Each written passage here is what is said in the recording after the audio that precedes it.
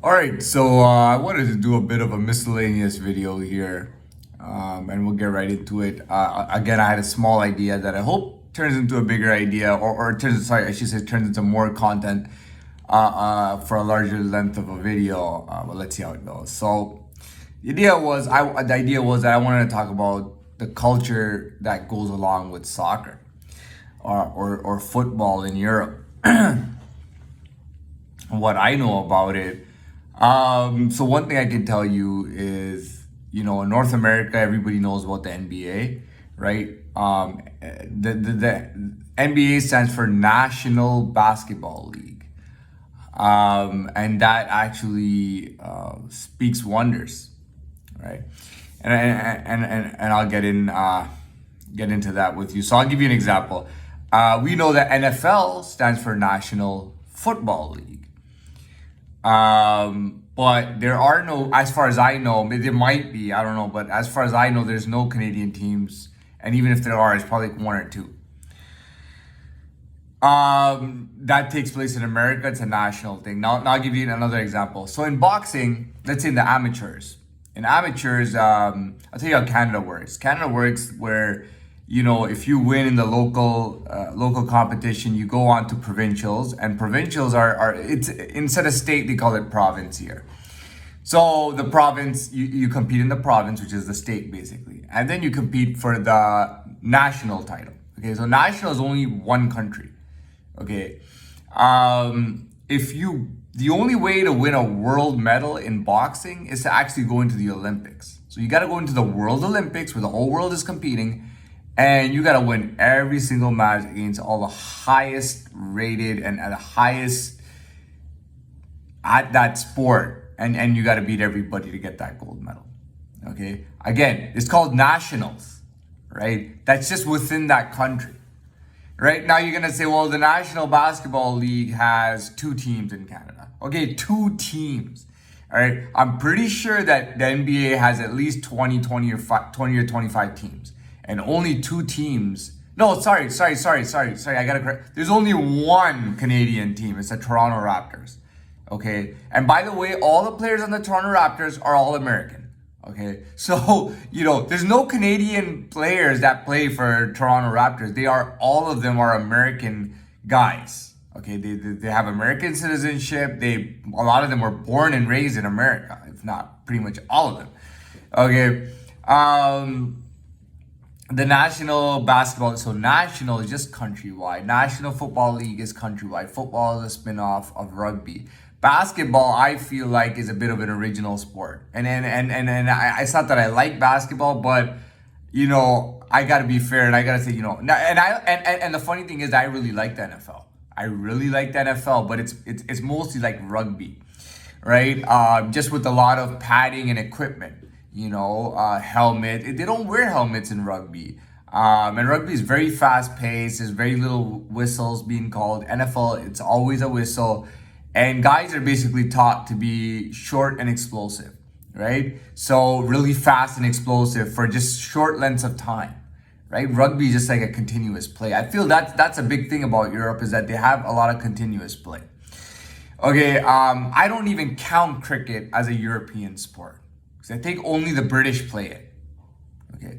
So to me, cricket is not, I know Spain doesn't play it. I know Italy doesn't play cricket. I know France doesn't play cricket. I know Switzerland doesn't play cricket. I know Sweden doesn't play cricket. I know none of the Scandinavian countries play cricket. I don't know if, I doubt any of the Dutch countries play cricket. Russia doesn't play cricket. Poland doesn't play cricket. And I can go on and on about all the countries. I think only the British play cricket. Okay. To me personally, I would say because cricket is limited to the Commonwealth, which is all the land that was once a colonial empire of the British. Because it's limited to just the British, I would say that the MLB is better. I think baseball is better than cricket. I think it's a hell of a lot better than cricket. I actually like, and the funny thing about baseball, it's not called the National Baseball League like all the other ones. Yeah, it has Baseball League, BL, but before the BL is an M. And that stands for Major Baseball League. You know what that major means? That major doesn't mean America can't, that's not what major means. The major in NBL means that this is the highest level of competition, the best of the best. These are the people competing in this.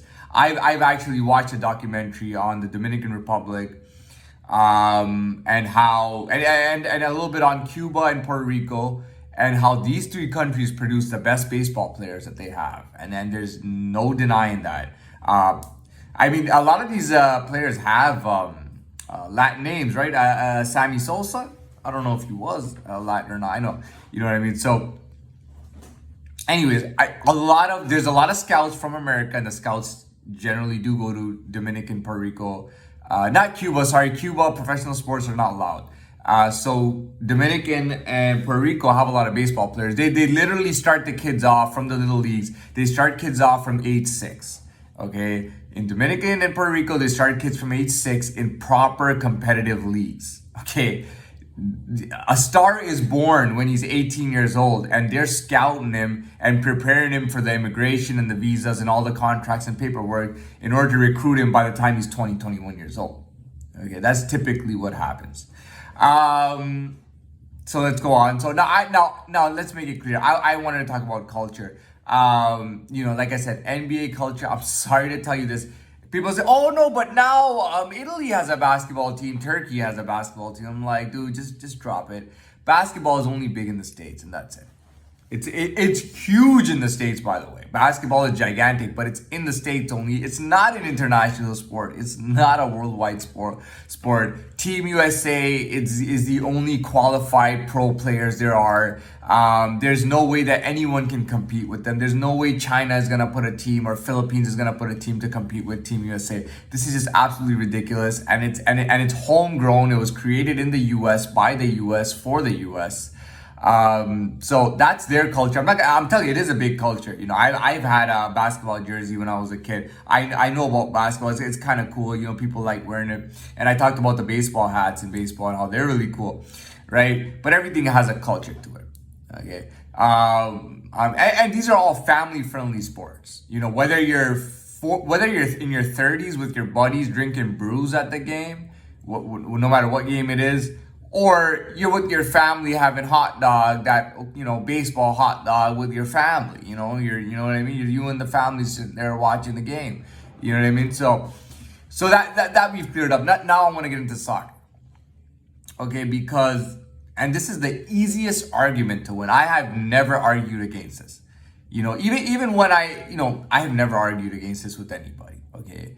Doesn't matter what the politics was. I never argued against this. There is no argument that soccer is the biggest sport in the world by far. Okay, every country in Africa is almost, I shouldn't say every, I don't know that, but a lot of African countries are very highly competitive when it comes to soccer. All of Latin America is highly competitive when it comes to soccer. All of Europe, all the Oriental countries, Japan has a very good soccer team. Okay, the Indian subcontinent and Pakistan and Bangladesh and all that, they don't play soccer. I don't think they really can. The Middle East doesn't do that good in soccer either. I think Egypt, Iran, and Turkey seem to qualify typically. Saudi Arabia has qualified a few times, and whatnot. But you gotta understand, that's worldwide. Okay, when you're talking about Real Madrid and you're talking about Barcelona and you're talking about a lot of the Premier League teams, even in Britain, even the Italian Juventus and all the Italian teams, the German Bundesliga, and France has its own league too. And you gotta understand, like Emirates, Fly Emirates, right? Emirates, it's the logo is on Cristiano Ronaldo's jersey from Real Madrid. It's on all these guys. Qatar Airways is huge, man. There are people in America who have no fucking idea what Emirates is or what Qatar Airways is. Because America likes to brainwash people into thinking that America is the only thing that exists in the world and that Europe doesn't exist and Asia doesn't exist. That's what they teach their people, is that all there is America. There's nothing else. Okay, even when they teach history, they have no idea. Okay, they think America is, that's why every league is national. Because only Americans play it, and it's only in America and it's for America, right? Which is totally ridiculous. So we got that out of the way. Soccer is very huge. Now I wanted to get the whole idea, and I'm finally getting into it, is the culture. And again, the soccer culture is huge. I mean, if you know what Emirates and Qatar Airways is, these are companies worth hundreds of billions of dollars. Okay, and they're buying soccer teams in Europe, in the Premier Leagues. People in the Gulf are crazy about soccer. People in the Middle East are crazy about soccer. Even in the Orient, they're crazy about soccer. Okay, if one team doesn't make it, right? South Korea, I think, is also not bad. But if one team doesn't make it, they watch Japan or South Korea. You know what I mean? Soccer is big. It's highly competitive. The amount of money that is put into soccer is probably 1,000 times more than the second greatest sport. There is no competition between how large it is. The FIFA World Cup is the largest sporting event by far. It's been going on since, I don't know if it's the 40s or the 30s. It's been going on for a long time where the whole world competes. I mean, the World Cup is bigger than the Olympics. You know, people from countries will fly all the way. Dude, when a city hosts the World Cup, there is no space for hotels because people are flying from all over the world. Ticket prices are insane. You know what I mean? There's like, 24 countries competing. You know what I mean? Or 20, I don't know, however many countries competing. It's insane. Soccer culture is huge. You know, and what I'm trying to get into is just like baseball has its culture. And by the way, I kind of respect baseball, to be honest. And basketball has its culture. Basketball always gets tied in with hip hop, by the way. No, I'm not just making a stereotype. I know that for a fact because when I was a kid, I followed it a bit, and I know that hip hop culture. You know how I know? Anyway, we won't get into that. So, you know, everything has its own culture, right? Soccer being this international sport, the thing is, if you're a very good player, you'll get respect anywhere in the world. Ronaldinho is loved, supported, respected, and I should say loved again by the whole world, the Middle East. If Ronaldinho tomorrow went to Dubai, if Ronaldinho went to even Saudi Arabia, Kuwait, Qatar, you know, if you went to Abu Dhabi, if you went to London, England, Paris, France, Germany, it doesn't matter where he goes. He could go to anywhere in the world, and people will just be joyous, like, oh my God, it's Ronaldinho. Holy shit, and Americans never understand this. By the way, the United States has never done well in the World Cup. Canada has never done well in the World Cup. United States, up until the last 3 or 4 World Cups, didn't even used to qualify. United States was absolutely horrible at football, okay, at soccer. And they did put money in. They wanted to compete, they couldn't. So they started something called the MLS Major League Soccer. Again, major, not national, major. And I'm not going to repeat myself. I explained the definition with baseball. It's the same thing. Soccer has a very, very rich culture. I mean, Kanan came out. That's how he became famous as an artist. He got selected by FIFA. He did a music video inside Somalia the first time for FIFA. Okay, and I heard it from FIFA. And it was in Somalia, and all the kids were going crazy about it. Then he did another video, which was international, specifically for the World Cup, the Waving Flag song, Waving Flag song. He's got kids from all over the world in that video playing soccer, and he's playing with all these different kids from all different countries. There's no way. It would take me 100 hours to explain to you how big and how important soccer culture is. Cristiano Ronaldo goes to Dubai, they go insane. They throw these crazy lavish parties just to meet and greet the guy. It's crazy. No basketball player, no anything player. No hockey. I'm sorry, hockey's a great sport, but not even any hockey. Again, National Hockey League. Hockey's a great sport too, but it does not compare. You know, you go to Europe and they don't even know who Wayne Gretzky ever was. He was a Canadian superstar, megastar in hockey. No one knows who he fucking is in Europe, man. I mean, Europe, believe me, man, Europe is where all the culture, Europe is a big deal. So again, you could be Ronaldo, Ronaldinho, Messi, Maradona, Pele. These guys go back decades and decades ago. And even now, Maradona and Pele or Ronaldinho, how old these guys are, they can show up to France, Paris, or anywhere they want. And everybody is gonna turn into a fanatic. Fanatic started with soccer. That word fan, which means fanatic, it started with soccer. Soccer created that term and coined that term.